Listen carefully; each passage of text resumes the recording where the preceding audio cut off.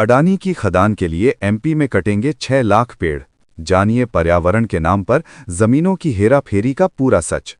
मध्य प्रदेश के सिंगरौली जिले के धिरौली कोल ब्लॉक में कोयला खनन की आड़ में पर्यावरणीय क्षतिपूर्ति के नाम पर जमीनों की अदला बदली का ऐसा खेल सामने आया है जिसने प्रशासन और वन विभाग की भूमिका पर गंभीर सवाल खड़े कर दिए हैं।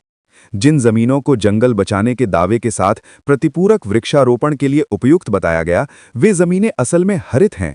जमीनी और सैटेलाइट तस्वीरों में पथरीली, पहाड़ी और पहले से विकसित जंगल नजर आती हैं।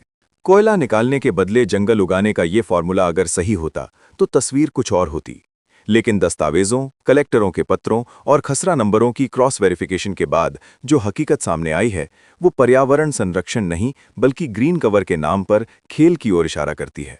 सवाल ये नहीं है कि पेड़ लगाए जाएंगे या नहीं, सवाल ये है कि क्या ये पूरी प्रक्रिया सिर्फ फाइलों में जंगल उगाने का तंत्र बन रही है। ये कोल ब्लॉक तक सीमित नहीं है, बल्कि ये उस संभावित जंगल घोटाले की परतें खोलती है जिसमें नियमों, रिपोर्टों और सरकारी मुहरों के बीच जंगल जमीन पर नहीं कागजों में उगाए जा रहे हैं। दरअसल Strata Tech mineral resources private limited को 3 मार्च 2021 को केंद्र सरकार ने धिरौली कोल ब्लॉक को मंजूरी दी। इसके बाद प्रशासन ने तेजी से प्रक्रिया आगे बढ़ाई। कुल खदान क्षेत्र 2672 हेक्टेयर में फैला है, जिसमें 544 हेक्टेयर निजी भूमि, 680 हेक्टेयर सरकारी भूमि और लगभग 1400 हेक्टेयर वन भूमि शामिल है। Strata Tech mineral resources private limited को धिरौली कोल ब्लॉक विकसित करने की अनुमति दी गई है। ये कंपनी गौतम अडानी के अडानी कॉर्पोरेट हाउस से जुड़ी है। इस खनन परियोजना के चलते अनुमान है कि 6 लाख से अधिक पेड़ काटे जाएंगे ताकि कोयला खनन शुरू किया जा सके, जिसकी शुरुआत हो चुकी है। प्लान के तहत अब तक हजारों पेड़ों को काटा जा चुका है और अभी भी कटाई जारी है।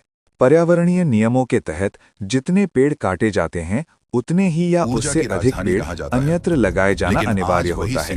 इसी नियम के तहत कंपनी ने मध्य प्रदेश के शिवपुरी, आगर मालवा और नीमच जिलों में बड़े पैमाने पर जमीन की मांग की। जंगल निर्माण के लिए जमीन की तत्पर मंजूरी और जब जंगल कंपनी की मांग पर प्रशासन ने भी असाधारण तत्परता दिखाई।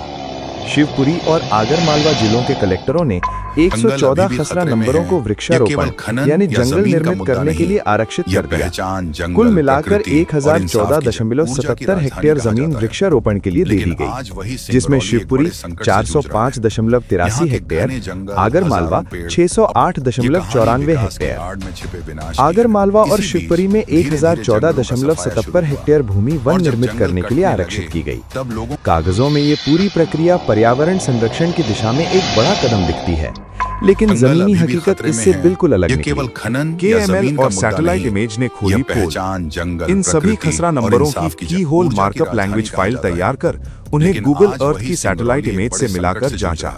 जांच में सामने आया कि लगभग 193 हेक्टेयर जमीन पर पहले से ही घना जंगल, पेड़ पौधे, मंदिर, खेती योग्य भूमि, आवासीय क्षेत्र और मकान मौजूद हैं। यानी जिन जमीनों को नया जंगल बनाने के लिए आरक्षित बताया गया है, वहां पहले से ही जंगल और बस्तियां, मंदिर, तैयार फसल, खेती मौजूद का मुद्दा नहीं। ये सवाल अपने आप में गंभीर है कि जहां पहले से पेड़ हैं, वहां दोबारा वृक्षारोपण कैसे किया जाएगा। हालांकि इन खसरा नंबरों की गूगल अर्थ और सैटेलाइट इमेजरी के माध्यम से पड़ताल की तो अधिकांश स्थानों पर पथरीला, पहाड़ी और प्राकृतिक रूप से विकसित जंगल क्षेत्र दिखाई देता है। ऐसे भूभाग पर बड़े पैमाने पर नए पौधे लगाना और उनका दीर्घकालीन संरक्षण व्यावहारिक रूप से बेहद कठिन प्रतीत होता है। इससे यह गंभीर सवाल खड़ा होता है कि जिन जमीनों को कागजों में प्रतिपूरक वृक्षारोपण के लिए उपयुक्त दिखाया गया है, वहां वास्तव में पेड़ कैसे लगाए जाएंगे, या फिर ये पूरी प्रक्रिया केवल फाइलों और औपचारिकताओं तक ही सीमित रह जाएगी। आरक्षित भूमि पर बने घर, खेत और पूर्व निर्मित वन हैं। नियम है कि देश में किसी भी खनन परियोजना के लिए पर्यावरणीय नियम बेहद सख्त हैं। यदि माइन के लिए वन भूमि का उपयोग किया जाता है तो वन संरक्षण अधिनियम 1980 के तहत केंद्र सरकार से पूर्व अनुमति लेना अनिवार्य होता है। इस अनुमति के बदले संबंधित कंपनी को जितनी वन भूमि पर पेड़ काटे जाते हैं उतनी ही या उससे अधिक भूमि पर प्रतिपूरक वनीकरण कराना होता है।